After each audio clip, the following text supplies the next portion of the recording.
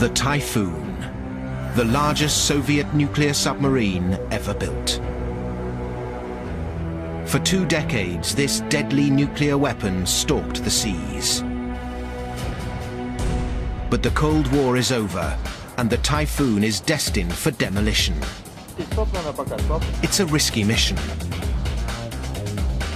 They must dismantle, decontaminate, and dispose of 2 nuclear reactors filled with radioactive waste.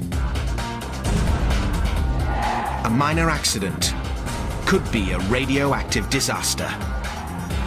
It's the ultimate challenge, breaking down the Typhoon.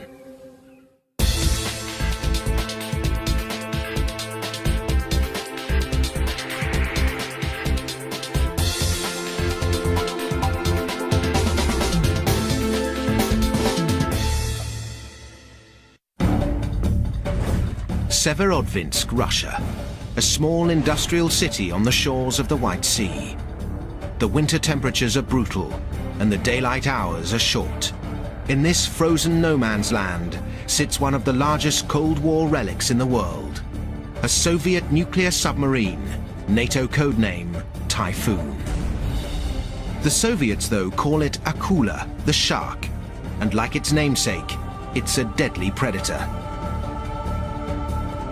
The massive sub is over 170 meters long, stands over 4 stories high, and weighs over 23,500 tons. It's almost as large as a cruise liner. In active service, this first strike war machine carried 20 nuclear missiles and housed 150 elite Soviet submariners. But now the Typhoon is in the hands of this man. Captain Vladimir Piroshkov is a former Russian Navy officer who served on nuclear submarines for over 30 years. Now he has a new mission, a mission that once would have been unthinkable. He's in charge of taking this monster sub apart, piece by piece, until nothing is left. This submarine was built in 1985. It has served out the entire Navy campaign. In its time, it was a war weapon. But sadly, its service days are finished. The Typhoon was constructed to withstand a nuclear strike. Deliberately deconstructing it was never considered by its Soviet designers. It will be an epic challenge for Captain Piroshkov and his crew, most of them also retired Navy officers. They've already stripped the Typhoon of its top-secret technology and its 20 nuclear missiles. But Captain Piroshkov knows how dangerous this sub still is. It's powered by not 1, but 2 nuclear reactors. Inside those reactors sit radioactive fuel rods and liquid nuclear waste. If that radiation escapes, this Typhoon could be a mini Chernobyl, potentially killing shipyard workers and poisoning the local residents. The entire town of Severodvinsk could be contaminated for years. Captain Piroshkov's team of specially trained salvage experts will take the Typhoon apart in 4 carefully controlled stages. Stage 1. Remove the highly radioactive uranium rods from the submarine's reactors. Stage 2. Remove the reactor's liquid coolant, also dangerously radioactive. Stage 3. Bring the sub into dry dock and cut its hull away, leaving only its radioactive reactor compartments. And finally, Stage 4. Float the radioactive compartments to a nuclear waste dump on a remote island 800 kilometers away. The breakdown will take place in the once top-secret Zviadochka shipyard. This is where the Soviet Union maintained the ships and subs of its Cold War fleet. It looks like an oversized junkyard, but it's one of only 3 facilities in Russia that can safely break down a nuclear submarine. Captain Piroshkov's mission begins on a bitter cold February morning. 24 hours before stage 1 of the breakdown begins. The temperature outside is -15 degrees Celsius. The typhoon is icebound. But soon it will begin its final journey. Captain Piroshkov has kept the typhoon powered down for the last several months. Enough time for its nuclear fuel to cool down to a safer radiation level. Deep in the reactor core, the fuel rods are still radioactive, but not hot enough to risk a nuclear chain reaction when they're removed. Powered down, most of the sub is dark, like a ghost ship haunted by the loss of a bygone era. The Soviet Navy first deployed the Typhoon-class submarine during the Cold War in the 1980s. It was the largest submarine ever built. Only 6 of its kind were ever constructed. It was designed with World War III in mind. A mobile attack weapon armed with 20 intercontinental ballistic missiles, each carrying multiple nuclear warheads. From deep beneath the sea, the Typhoon could hit targets over 10,000 kilometers away. A single one of these 83-ton nuclear missiles could destroy a city the size of New York. Creating a submarine to accommodate these missiles and a crew of 150 meant designing a revolutionary hull structure. The Typhoon is the only submarine ever built with not 1, but 2 inner hulls.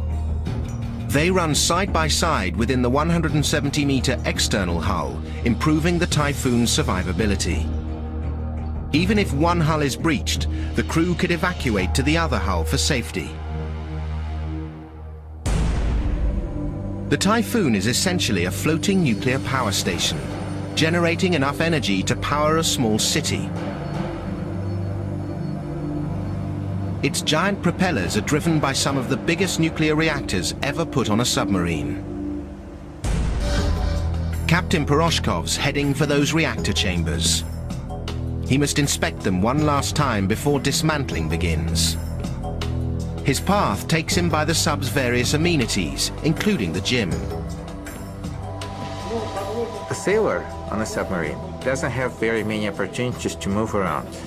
So, on a Typhoon, they had a gym. Here, there's a punching bag. If you want to work on your cardio, here, you have a basic treadmill. Sub-commanders and their crews lived underwater for up to 4 months. It was a town beneath the sea. And the Typhoon had one luxury not found on any other sub. Because of its unique size, this particular submarine allowed for a swimming pool, where the sailors could go for a swim. Captain Piroshkov's destination is Compartment 19, the site of the Typhoon's nuclear reactors. To most of the Typhoon's crew, Compartment 19 was, and still is, off-limits.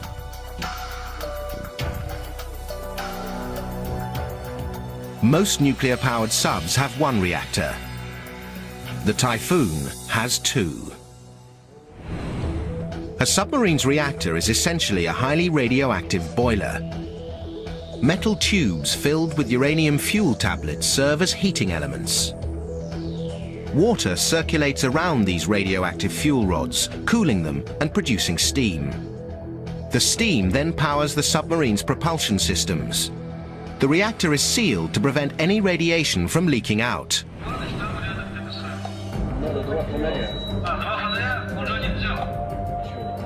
At dawn, Captain Piroshkov's team of engineers will begin the dangerous task of removing the nuclear material from the twin reactors. They have wrapped the entire area in plastic.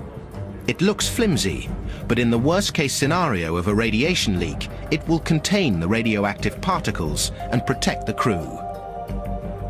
This area will be totally off-limits once they breach the reactor's lid and expose the fuel rods.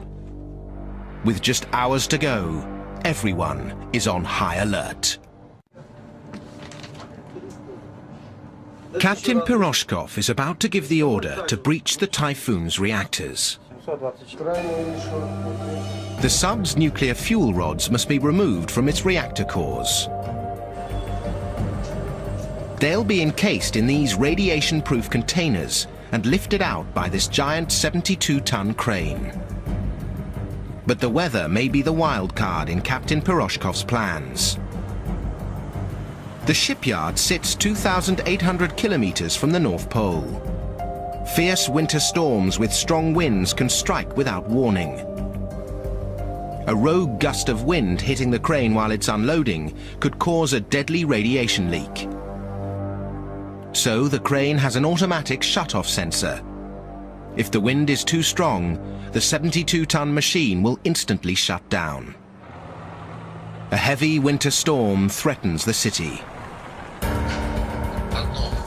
But Captain Piroshkov decides to go ahead despite the weather. He gives the order to begin the destruction of the largest submarine ever built. Stage 1 of the Typhoon submarine dismantling. The team begins the removal of fuel from the sub's 2 reactors. Now Viktor Yarmoshenko takes over. He's the engineer in charge of the reactor defueling operation. We do this to protect the environment. We wouldn't want a radioactive waste collecting on the sea bottom. Also, we're aware that spent nuclear fuel can be used in nuclear terrorism to make a dirty bomb, so we have to carefully remove it. Viktor's challenge is something the Typhoon's designers never envisioned. He must break into its reactors and remove the radioactive uranium fuel rods without exposing his team or the environment to the deadly radiation. The defueling process is potentially very dangerous, so we have to maintain very strict rules of radiation safety here and constantly monitor the reactor.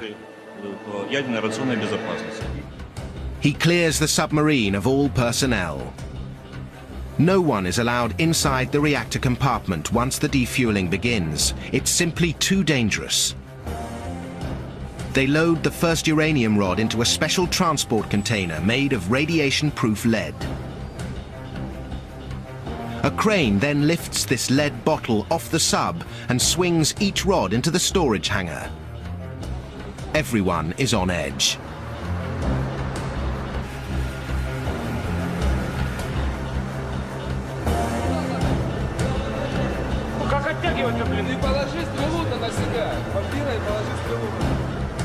There's enough uranium in this bottle to kill everyone in the room and contaminate the entire city.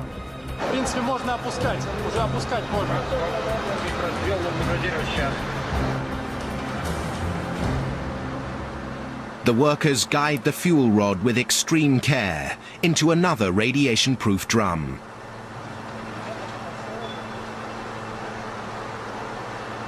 Once the rod is safely in, it's sealed.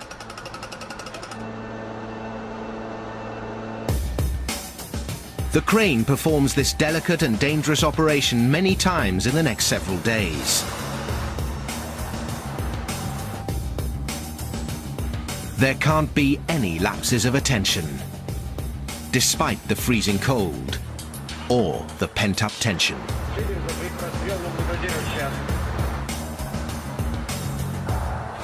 The smallest mistake could cause a fatal accident.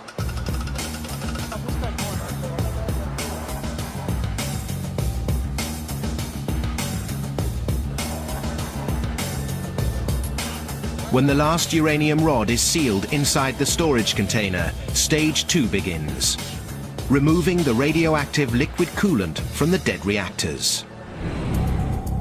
When the sub was on active duty, the coolant flowed around the hot nuclear fuel rods inside the reactor to cool them and produce steam for the propellers. It's highly radioactive and deadly. The coolant is pumped from the Typhoon's reactor to this storage facility on the docks. Here, the irradiated nuclear coolant is stored in steel containers encased in thick layers of concrete. workers constantly monitor the radiation levels. And this entire facility will be evacuated and sealed. But this nuclear waste isn't just going to sit here. With a turn of a valve, it begins flowing through underground pipes to the processing lab, where the radioactive solids are filtered out. Engineer Anton Chainikov is in charge. Liquid nuclear waste are the liquids that contain radioactive isotopes. They emit radioactive rays dangerous for the human body. Besides that, this waste contains a variety of toxic additives. So to protect the people who live around here and to protect the environment, there's a certain special way of handling this type of waste. The radioactive waste passes through a special chamber to trap its deadliest material, cesium. A speck of cesium the size of a pinhead can kill a human within minutes. So they'll dispose of it separately. The way this works is, the liquid nuclear waste goes through a layer of a special absorbent, which isolates the cesium isotope. The absorbent is held in a special filter, which is here inside a protective container made of thick steel.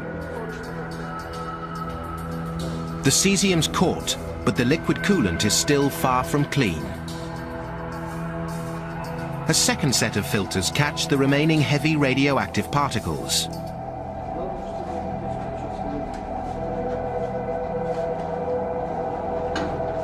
It all happens inside these thick steel containers to protect Anton's team. A powerful dryer then turns the solids separated from the liquid coolant into a highly radioactive concentrate, the consistency of salt. So it means, as a result of the processing, the volume of nuclear waste is reduced by 100 to 1,000 times. Anton takes samples of the water separated from the radioactive concentrate and sends them to an off-site lab for purity testing. When he receives final confirmation that the water is completely free of radiation and toxins, Anton will order it flushed into the sea. Stage 1 of the Typhoon's dismantling took days. Stage 2, processing liters of nuclear coolant, takes several months. And just like the earlier removal of the fuel rods, constant attention can be the difference between life and death for Anton's crew. Workers continually monitor radiation levels with Geiger counters. We have documents that set a norm for radiation levels for personnel which can't be exceeded. If the radiation levels go above the norm, it will trigger an alarm and will take measures to lower the radiation levels. A spill of the liquid nuclear waste would quickly spread radiation beyond this lab, potentially into the soil. It would be nearly impossible to clean up and could contaminate the local area for generations. In addition to the specially trained personnel, an automated system monitors the radiation levels. Stage 2 proceeds. Anton's satisfied. The radiation levels are safe and steady, but that could change in seconds. If the radiation levels are elevated, the sensors go off and the alarms are triggered, and all personnel are notified. At the end of every day, each member of Anton's team undergoes a full body scan for radioactive particles.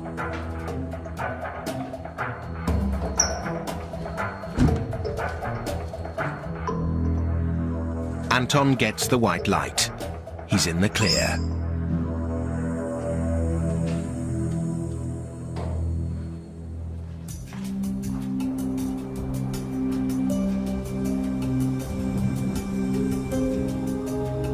Several months later, winter has turned to spring. The crew has safely removed all the radioactive coolant from the sub's reactors and stored its uranium fuel rods.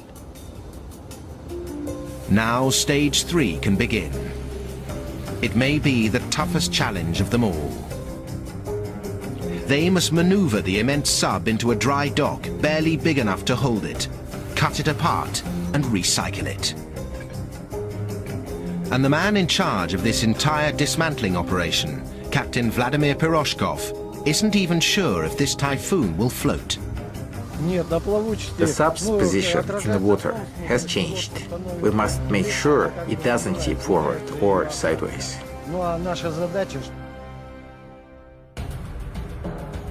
The May sun has melted the ice around the Russian nuclear submarine. The crew readies the sub for the last journey it will ever make.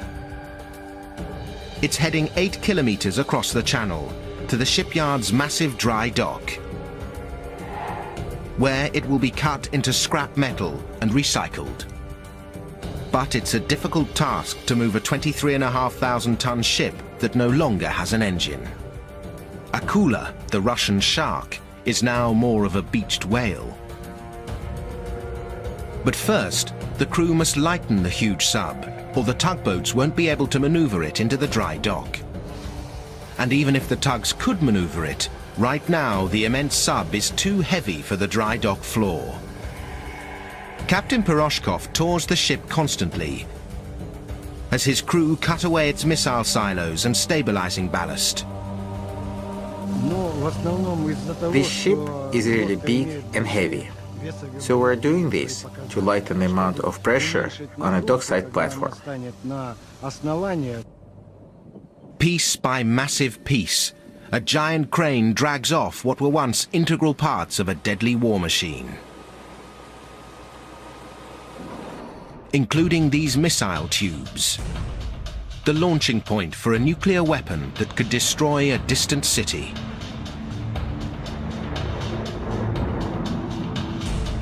Now it's just scrap metal, destined for recycling. It takes the crew 3 weeks to strip away the heaviest sections of the Typhoon. The captain's bridge, huge chunks of the outer hull, and parts of the sub's steering and stabilization systems. So, you see here, the vertical steering fin has been removed. It is really not necessary for maneuvering the sub into the dock, so we cut it off. They must also remove the sub's unique protective layer. This is hydroacoustic coating. It covers the submarine hull in its entirety. The rubber absorbed acoustic signals from the inside of the sub, making it virtually undetectable to the enemy. Typhoon's primary defense against surveillance and attack subs. In order to dismantle the outer hull, we need to take all this rubber coating off, and the metal is then recycled. The rubber is also recycled. It can be melted down and used to add in asphalt or car tires. The captain must make sure the Typhoon is ready to be brought into the dry dock. Inside, they will beach her on a flat platform. Anything on the outside of the hull that might cause it to topple over must be cut away while the sub is still afloat. Meanwhile, on the other side of the harbour, the dry dock is ready for the sub's arrival. Engineers and construction workers have built a giant framework of steel and concrete to hold and support the Typhoon. These supports will take the entire weight of the massive submarine when the water's drained from the dry dock. But the sub must be parked exactly above these supports. If she's not, she could topple over when the water drains and crash to the bottom of the concrete pool. Dockmaster Yuri Kavardin must line up the 170-meter vessel with absolute accuracy. These are the stocks. This is where the ship will be placed. We have to park the ship on these stocks with the accuracy of 50 millimeters. That is the margin of error we have. The stocks are ready.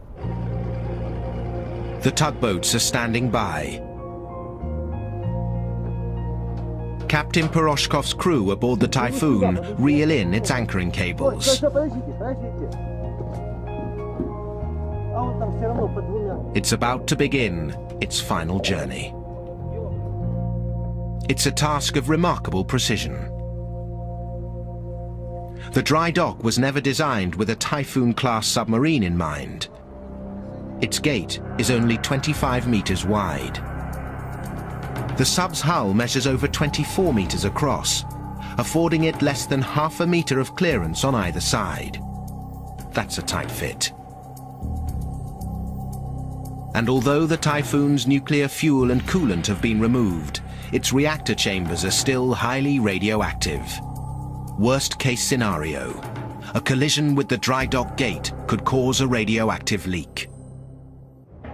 That's if it gets to the dry dock gate at all. The team has lightened the sub so that the tugboats can now tow it. But stripping it down has made it unseaworthy. There is no manual for dismantling a Typhoon. As the sub is lightened, it raises in the water. The sub's position in water has changed. Our goal now, to keep it afloat without any leaning forward or sideways. If the hull leans to one side, it will make the sub impossible to maneuver.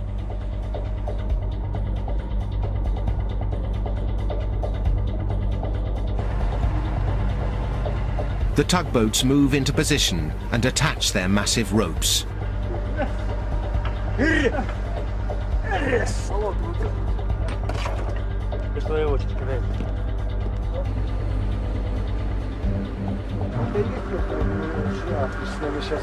Captain Piroshkov gives the order to launch. He'll direct the sub as far as the dry dock gate.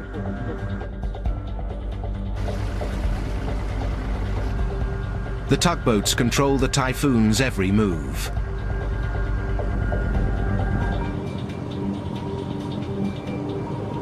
This giant is now completely helpless. The Typhoon moves at a snail's pace, a far cry from its submerged top speed of 50 kilometers an hour. Centimeter by centimeter, meter by meter, tugboats and sub approach the dry dock gate. Then one of the tugs pushes too hard. It's a tiny miscalculation, but it's magnified by the sheer size of the monster sub. The sub swings right. The momentum from its 23,500 tons can't be stopped.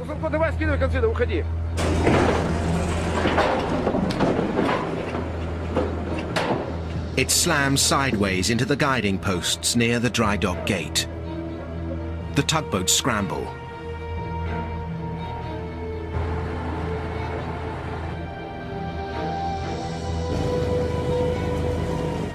If the hull's been breached, the sub could sink where she sits and block the access to the shipyard. The crew rush to assess the damage. They inspect the sub's hull for the slightest tear.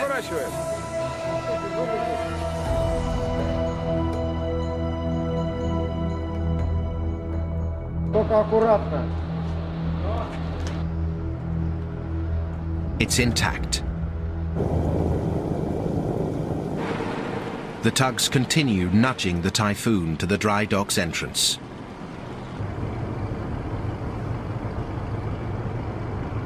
From this point on, Dockmaster Yuri Kavardin is in charge.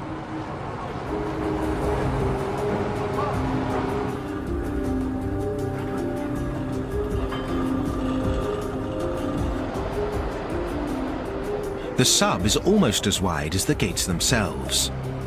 It's already had one collision.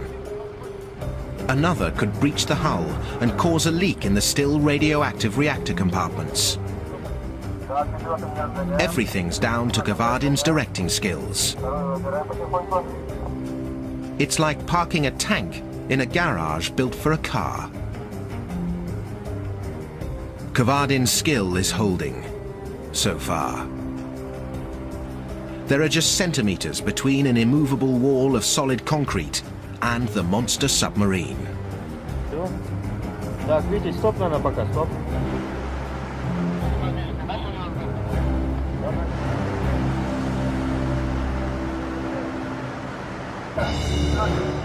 The Typhoon slowly enters the dry dock where its date with destruction will take place. Dockmaster Yuri Kavardin must guide the Typhoon through the gates with barely an arm's length of space on either side. The tugboats can't fit through. Now it's down to human power. On Yuri's orders, the crew man ropes and pulleys to pull the immense submarine through the gates. And they're racing the low tide.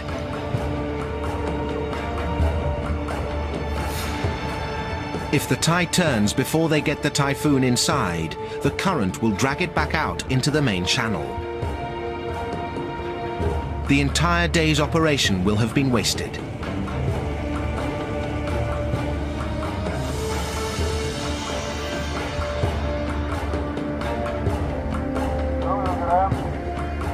Against the clock, muscle power moves the mammoth sub its final meters.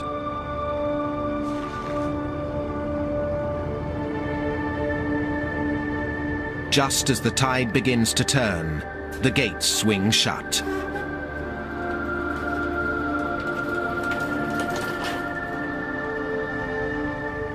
But Yuri's most difficult maneuver is yet to come. He must position the Typhoon in place, by hand, precisely above the adjacent supports. Right now, the supports are out of the water. The sub must be floated above them. To do that, Yuri needs more water to maneuver in.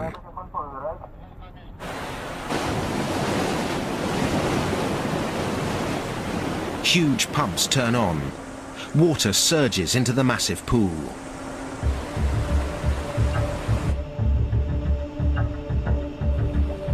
Over the next 4 hours, the water slowly rises. Finally, it's high enough to begin moving the sub.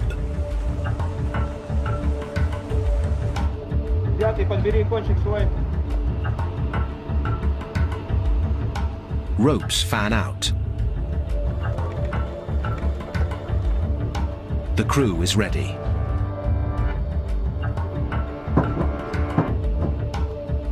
Yuri takes precise measurements of the sub's position. He must line up a ship the length of nearly 2 football pitches over the supports with the tiniest margin of error. Just 50 millimeters, about the length of 2 hairpins. If it's not aligned exactly, when the water drains, the Typhoon could overbalance and crash to the dry dock's concrete floor, with its 2 empty but still radioactive reactor chambers. Yuri checks and rechecks the measurements. They're not adding up. He sends a diver down for a visual check.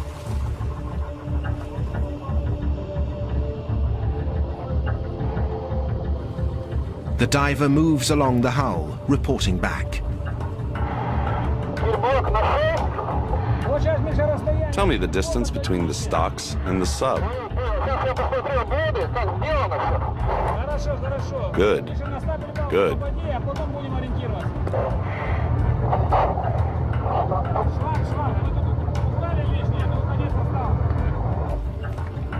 After 20 minutes, he resurfaces. As far as he can tell, the sub is in position. But no one will know for certain until it comes down.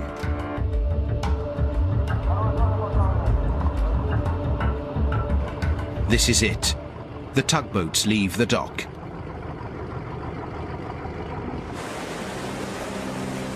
Massive pumps turn on, slowly sucking the water from the dry dock. The Typhoon, the biggest submarine ever built, is revealed in its entirety.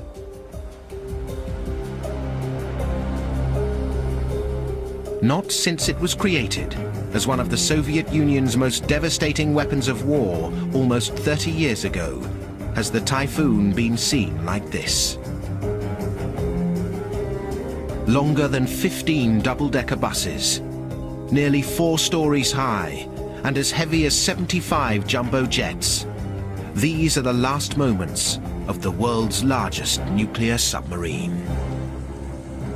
And Yuri Kavadin has brought it in. Трудно, но успешно, удачно. It was difficult, but everything is successful. The ship is sitting within the parameters, so all is well. How I feel right now? Just tired, but also happy that it went well. His job is done.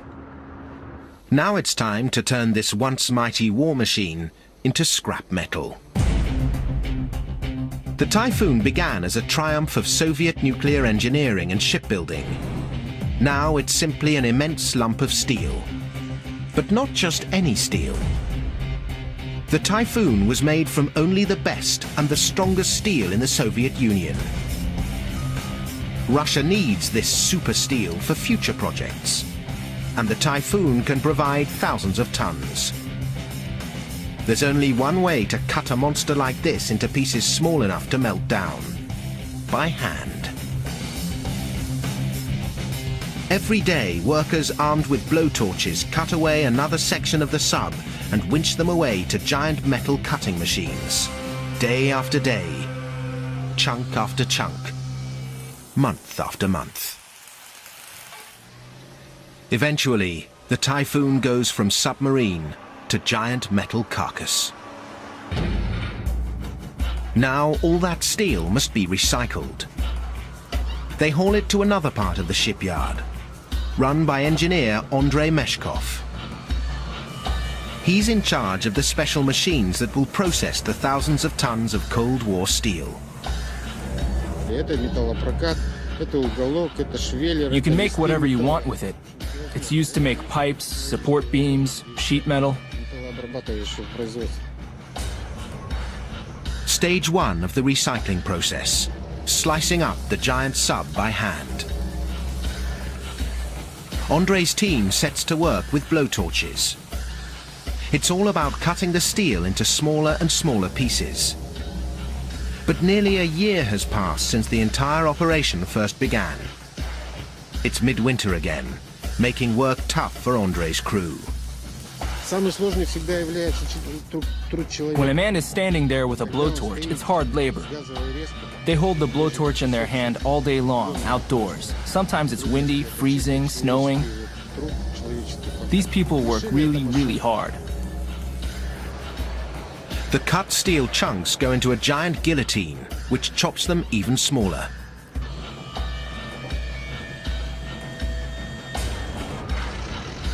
Once, the Typhoon's protective outer hull withstood incredible pressure as it cruised the ocean's depths.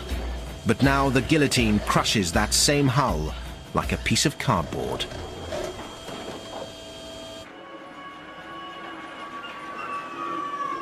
Not much goes to waste when a submarine gets recycled. One of the sub's most valuable components is its hundreds of tons of copper wire. But the copper must be separated from its rubber insulation, or it's worthless. Of course, it's easier to just trash the cable, but we want to recycle them and get the valuable metal that we can reuse. So we built this machinery, so we don't have this mixed waste of metal and rubber together. We're decreasing the amount of waste produced in the process of decommissioning. Specially designed machinery separates the copper from its insulation.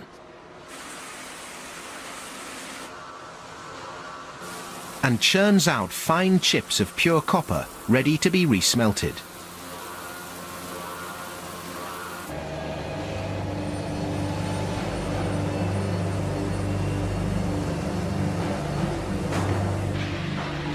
The Typhoon is now almost completely dismantled.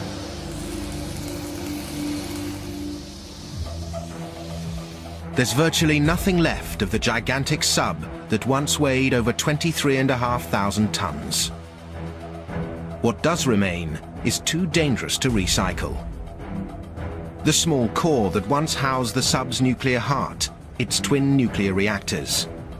Its uranium fuel rods and coolant have been removed, but its two reactor compartments are still radioactive. They remain attached to 4 empty compartments to shield the radiation and keep the sub afloat. This metal can't be used again. The whole block must be towed to a Russian nuclear waste site on a remote island off the Kola Peninsula. Dockmaster Yuri Kavardin is in charge again. He'll direct the reactor chamber off its supports and into a deep section of the dry dock, where it can be towed out to the open harbour. But first, they must flood the dry dock. 3 huge pumps force in millions of litres of water. The operation lasts 3 hours. 3 million litres. 7 million. 11 million. The dry dock slowly fills. Finally, at around 15 million litres of water, they stop the pumps. The reactor compartment is afloat. Now Yuri must maneuver it into the deeper part of the pool and outside of the dry dock's gates. The team's last risky mission is getting rid of the sub's deadliest component.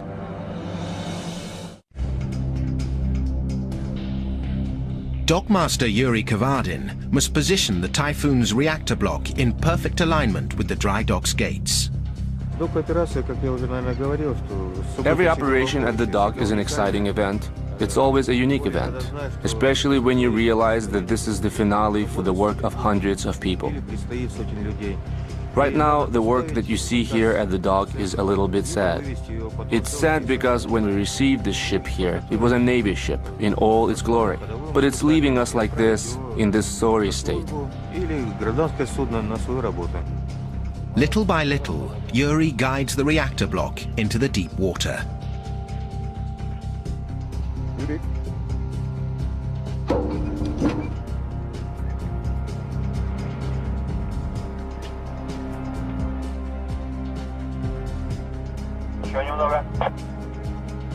Right now, the water level inside the dock is higher than the level outside the gates.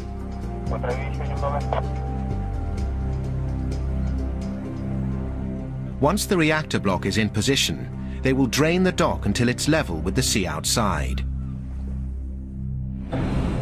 But if the reactor block is out of alignment by as little as 1 meter, it could hit the shallow concrete floor, crack, and spring a radioactive leak.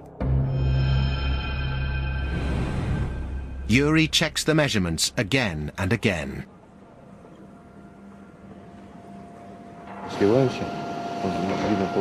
Right now the water is going down and I'm checking its position from 3 viewpoints.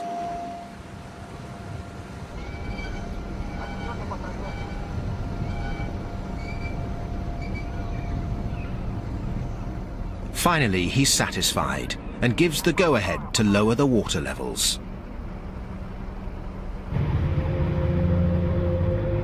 The gates open one last time for the Typhoon.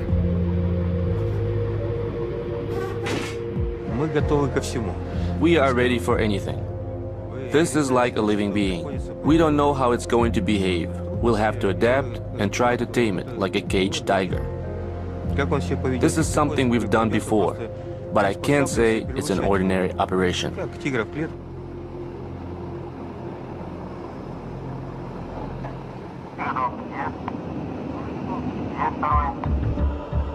The workers attach 7 pulleys with heavy-duty ropes.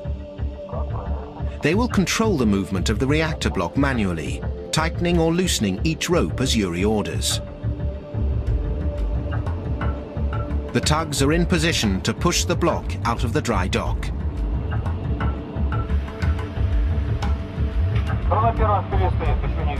On Yuri's commands, the workers slowly pull the floating lump of steel through the gates.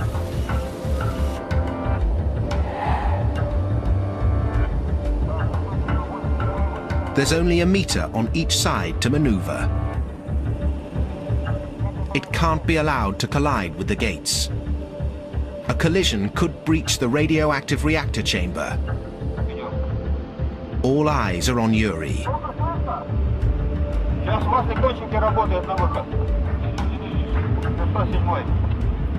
His orders need to be obeyed instantly.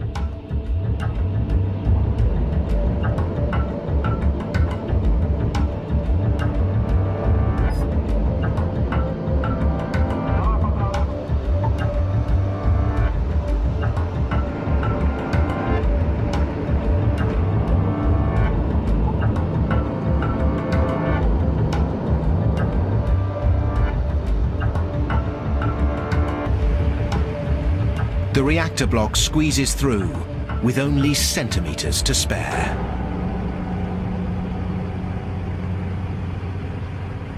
The last nerve-wracking operation on the Typhoon's year-long dismantling is over.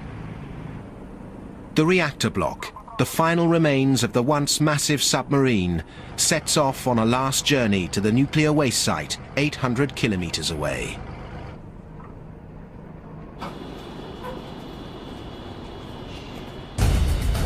For 2 decades, the Typhoon prowled the oceans of the world, the Soviet Navy's supreme underwater trump card in the Cold War.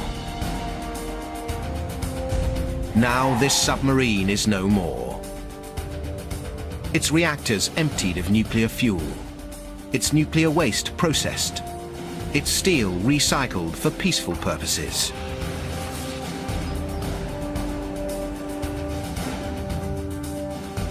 Captain Piroshkov and his crew chiefs gather a final time to reminisce and remember. They pour the vodka and raise a toast, a farewell to glory, to the passing of the Typhoon, the greatest submarine ever built.